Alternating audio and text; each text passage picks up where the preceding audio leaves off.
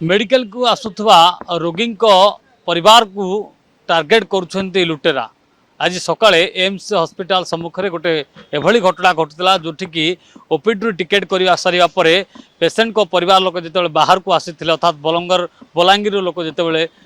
भुवनेश्वर जो चाहा पीवाई बाहर को आसते कौटना कौटी द्रुत गति में गोटे बैक गला जो थे दुई जन बाइक आरोही बसी जो गला परवर्ती समय पुणी थे रिटर्न करके पुणी से बाट दे गला जड़े महिला बेकरू चेन लुटि नौथा बेले कौटना कौटी स्थानीय लोके ताको काबू करथिले एवं जड़े फेरार थिया बेले आउ जन को काबू कर स्थानीय लोके जार भिजुआल आप सीधा सड़क देखुए कि भाव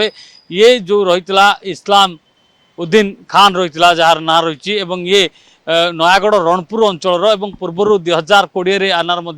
मामला रुजु होता ये कौटना कौटी गहलीपूर्ण जगह न सुनसान जगह देखे एवं बेक को एवं हाथ में देखे जो ताकू सुना और अलंकार उपर लोभ थिला ए पैसा को लेकिन सी अयस आराम करुला ठीक आज समान ढंग से एम्स आगे जो भाव घटना घटला अर्थात जड़े महिला पाखापाखि दुई भरीर चेन को भिड़ापी उद्यम करुवा बेले लोके जो स्थानीय लोके रही कौटना कौटी काबू करते काबू करने पाखर गोटे बंधुक जबत होती जहाँकि बर्तमान लॉक अच्छी इन्वेस्टिगेशन वास्तव में आर आउ कौटी कौटी मामला रही ये भुवनेश्वर में केवल लुटपाट करने आसला सहयोगी घर जिते रोला कौटना कौटी या टार्गेट कराऊँच पचरा उचरा कर जड़े जी रही फेरार अच्छी गाड़ी नहीं ताकू पुलिस तार ठिकाना पाई सारी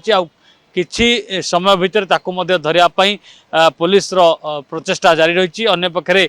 ये इस्लाम पाखु सूचना नि वास्तव में ये मोटो कौन रही बंधुक रखीला ये जे जो जनगहली रल्स फायरिंग करके से फेरार हम और आज जिते फल्स फायरिंग करने चेष्टा करुला कौटना कौटी लोके ताकू लॉक करते अर्थात हाथ को मोड़ी देते जहाँफल कि सी आउ हलचल हो पार ना कि पकेट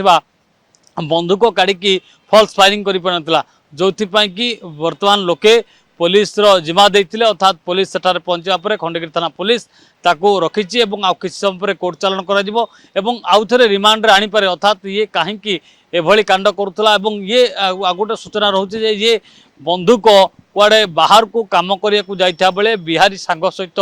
पड़ी अर्थात सेठू बंधुक आनी कि चर्चा होस्तव में ये बंधुक कौटी व्यवहार कर तार सत्यासत्य सामना को आसो भुवनेश्वर कैमरा पर्सन जीवन को सह प्रियकांत साहू प्रिय न्यूज। जदि आपंक आम भिडी भल लगा तेब आम चैनल को लाइक शेयर सब्सक्राइब करने को जमा भी भूलु नहीं।